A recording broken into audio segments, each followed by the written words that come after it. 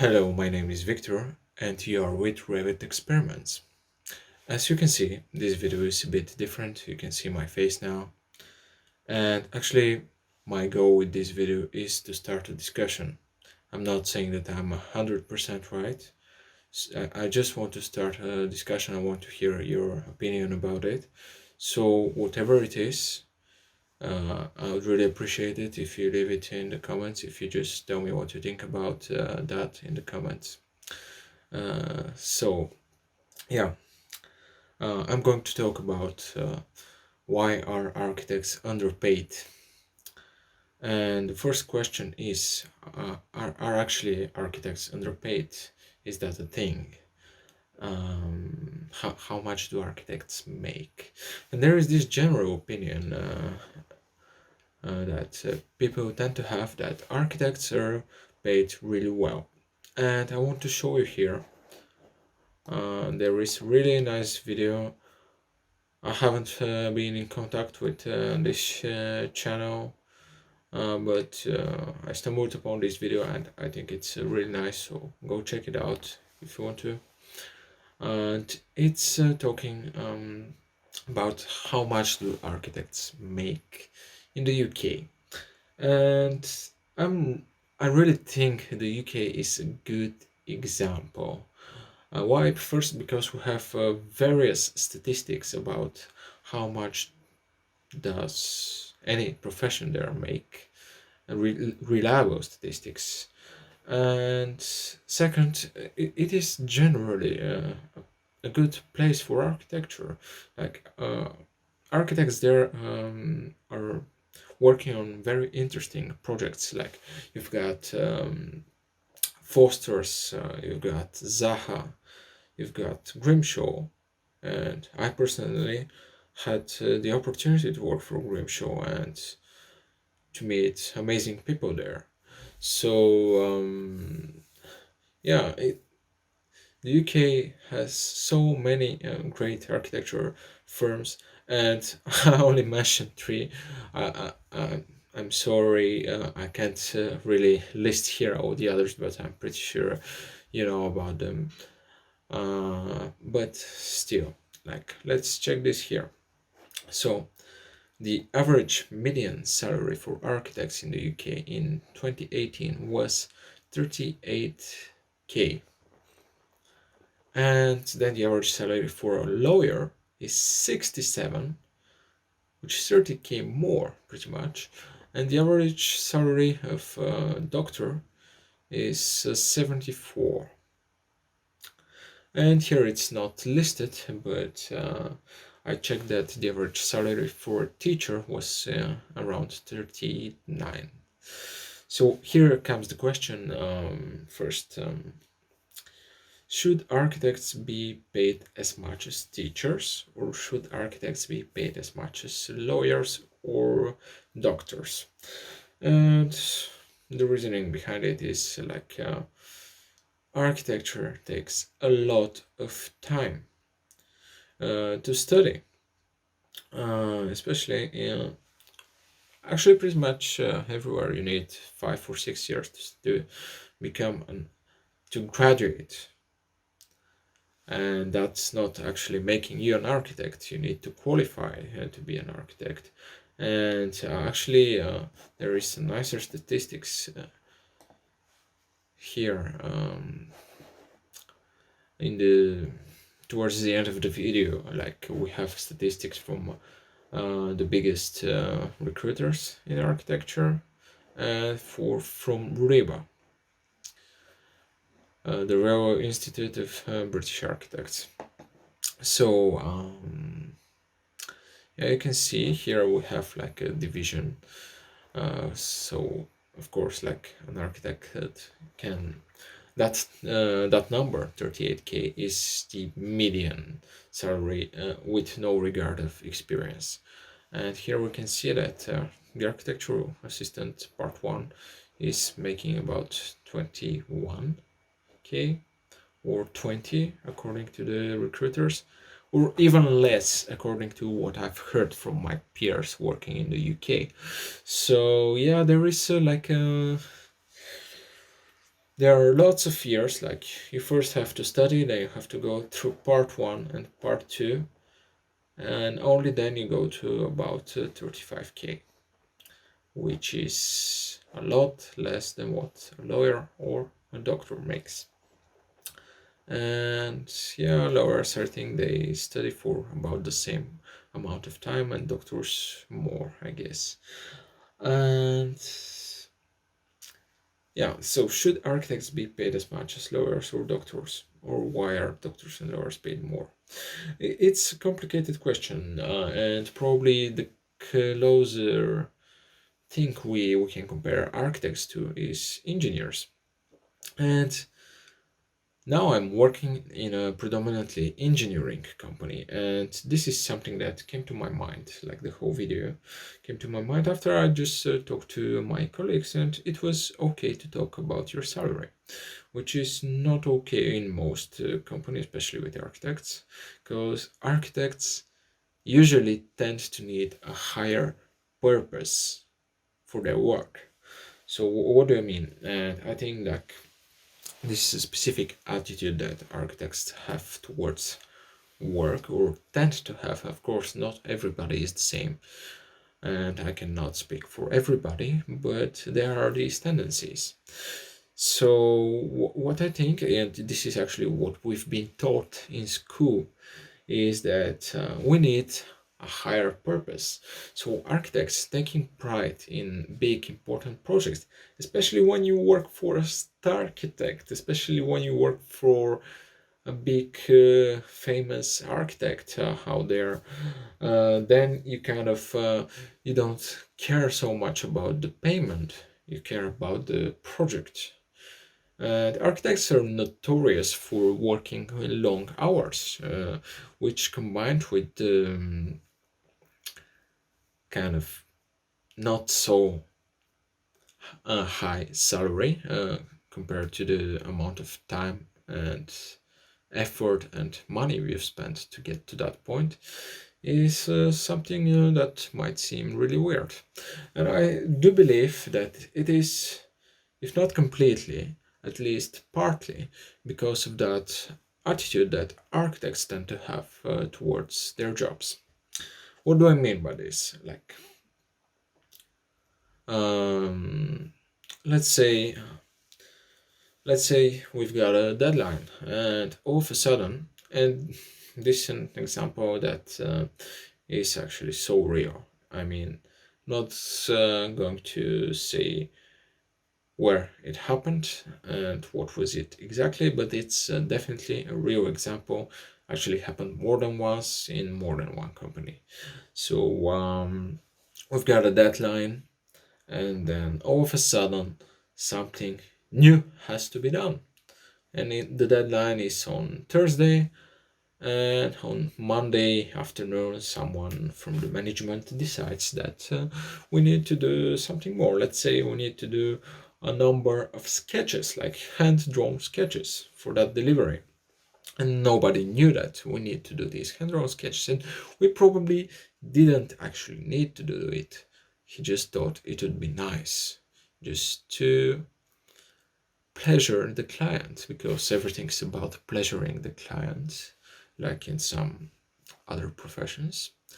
So yeah, the manager says, "Hey guys, I know that the deadline is kind of 2 days from now, but it would be really great if you could pull it off. If you could just do these sketches, and we need like 100 of them. So can you do it?" And everybody says, "Yeah, we can." And then they end up working till 2, 3 in the morning, like going back to work at 9, sleeping in the office sometimes, and then they finish the job on Thursday. So what happens to the management? The management's like, "Yeah, I have great people here. They managed to do it." He doesn't really notice because he went to sleep. Of course, he didn't stay there till 3. And then you can hear those same people complaining. Like, "I had to stay till 3 in the morning, like, it was really bad. Like, I feel like not good. And yeah, you can hear those people complaining about the fact that they stayed late. But in those complaints, you can feel that they're taking pride in doing this. They feel proud for doing this. They feel like they saved the famous, big, important company from the bad, ugly deadline. And and this is really what I believe creates the long hours. Not so sure about the lower salaries, but for sure it creates the long hours because the management then knows for the next deadline that, yeah, if I ask my team to do something in 2 days, they will do it in 2 days, no matter what. And of course, you sign in your contract that overtime is not paid. It is paid nowhere. I mean, even here in Sweden, overtime is not paid. So yeah, I do believe that attitude is a part of the problem. What would happen, for example, if you say no, we cannot do it in 2 days. We need 1 week. And it happens in our professions. It happens really. Like in I've seen this in engineering. I've seen this in creative agencies. Like it's it's a specific thing for architects. Like they always have to over deliver. Uh, and this is also partly because when you go to the architecture school and you study, the role of your tutor there, the role of the professors, the guys who are supposed to teach you about architecture, what are they doing? Their main role in school is to tell you that you are good for nothing. That's what they do there. You go there with your project, your drawings, your sketches, your 3D models. You talk to them and they tell you, man, it's worth nothing. It's just not good. You have to redo it and redo it and redo it and redo it. And that's basically what happens. Tell me if you don't agree. I don't know if someone won't agree with this, but yeah, please tell me if you don't agree with that. And of course, after 5-6 years of somebody telling you that you're good for nothing, of course, then you'd like to over deliver when you're at your job. Of course, you would say, "Yeah, I'm going to do it," because you don't have self-confidence as an architect. And then you've been paid 18, 20K for years before coming to these 35, 38. Of course you don't have any confidence. Of course you want to over deliver. And actually, if I talk about my case, my first job as an architect was in Bulgaria, and I was paid the equivalent of 150 euro per month. And yeah, it's Bulgaria. Bulgaria is poor and life is cheaper, but it's not that cheap. I mean, that was a salary there. And in that first job, actually, I already knew some Dynamo, and I developed Dynamo script to create those geodesic domes in Revit with Revit families. And it was really funny. I worked there for 1 month, and I then went to work part-time in a call center. And in that call center, I made more than double that for my part-time job. So I was working 8 hours a day for 1 month for 150 euro. And for something that I had to study 5-6 years, and to learn Revit and Dynamo on my spare time, because nobody was teaching Revit or Dynamo in school. Dynamo was pretty new back then. Revit was also considered new. But yeah, I had to learn those things on my spare time. Had to study architecture for 5-6 years, and then I went to work 4 hours a day in a call center, and I was paid about 350 to 400 euro for these 4 hours a day, for a job that everybody who graduated from high school could do. And they did, actually. Many of my colleagues were just high school graduates. Anyway, that's on a side note. That's Bulgaria. But that's also a good example. Like in Bulgaria, like in Sofia, an architect makes pretty much as a waiter. So yeah, things are not so good. And what do you think? Do you think architects are underpaid? And if so, what do you think is the reason? Please write a comment, tell me about it. But I want to ask another question here. How valuable are your skills as an architect actually? How much are you different from someone who just knows how to use the program, how to use Revit or Dynamo or AutoCAD? Because that's the other thing. Like, do you think architecture schools, universities prepare architects well enough for the job, that they're doing afterwards? Do you think that university gave you the right skill set? Because actually, I feel like most people on the job, they're just there because they know how to use Revit or AutoCAD or ArchiCAD or whatever the program is. So you're not very different from someone who just went to a course and learned how to use the program for let's say 1 month or so.